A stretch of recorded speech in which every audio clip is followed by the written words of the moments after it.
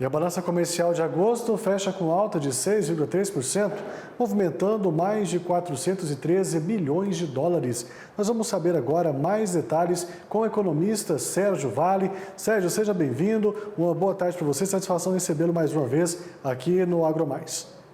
Boa tarde, Thiago. Prazer falar com você de novo.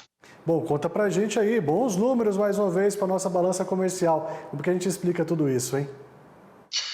Pois é, bons números, é uma balança comercial relativamente boa, mas mais fraca em relação ao ano passado, né? A gente está vendo um ano de ajuste no saldo da exportação do agronegócio, mas também da mineração. É um ano de produção um pouco menor.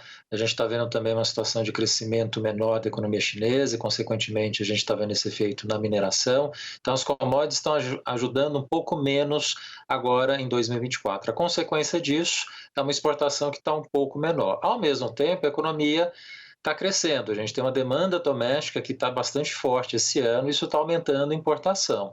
Então, um saldo comercial que nos últimos anos, nessa época do ano, a gente costumava ver 7, 8, 9 bilhões de dólares, a gente ficou com uma balança agora um pouquinho menor, abaixo de 5. Mas no ano como um todo ainda vai ser um número muito bom. Está caminhando para ficar entre 85 e 86 bilhões de dólares, que ainda vai ser um saldo bastante significativo. Nós vimos, ô Sérgio, no início dessa semana também, o registro do PIB do agronegócio, o PIB agropecuário, um pouco mais baixo do que aquilo que a gente estava acostumado a ver. Esse tipo de reflexo do PIB baixo também tem a ver com essa questão de balança comercial, porque a gente vê que não está uma produção tão significativa, as exportações também não estão tão grandes assim. Isso tem alguma correlação ou são coisas totalmente independentes, hein? Não, tem correlação. De fato, quando a gente vê um cenário em que a agricultura vai bem, em geral a exportação também vai bem, né? Boa parte da exportação brasileira está relacionada a commodities e uma parte expressiva dela está relacionado ao setor do agronegócio. Esse ano é um ano de safra um pouco menor, a gente está vendo isso nos dados do IBGE, está tendo uma queda de produção, nada muito dramático, mas a gente está tendo uma queda do PIB do agronegócio esse ano, da agropecuária, que deve ficar na casa de 1 a 2%.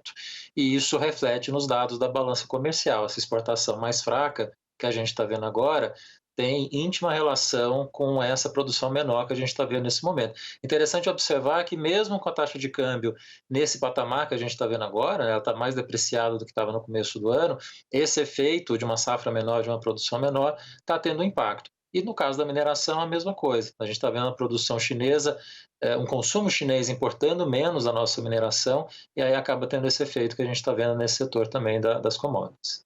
Bom, e nós podemos esperar melhoras então nessa balança comercial daqui para frente? Ou a situação ainda para ficar mais quietinha desse jeito, só manter esses níveis aí?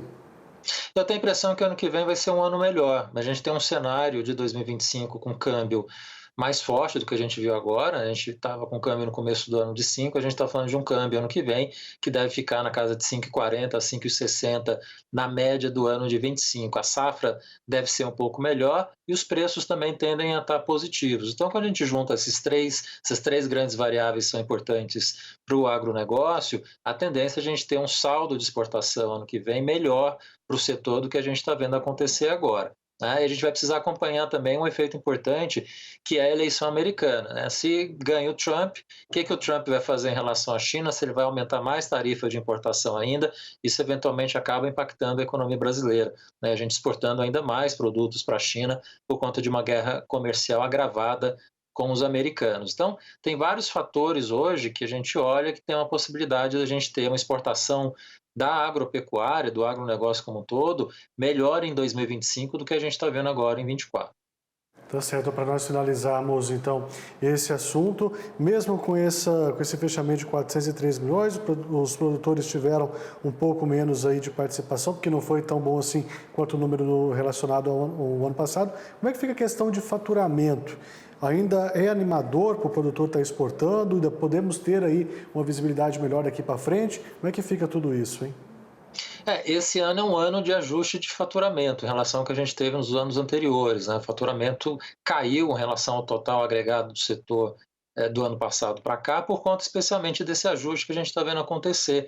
Preços um pouco menores, produção menor, e a gente está tendo esse ajuste de faturamento acontecendo em 24. Ano que vem, dado que a gente tem um câmbio maior, a gente tem uma safra melhor, e os preços também vão estar relativamente bons, é um cenário provavelmente que a gente vai ver um faturamento do setor agrícola ano que vem mais positivo. O que se precisa ter cuidado, obviamente, é que a gente tem um momento também de câmbio pressionado agora.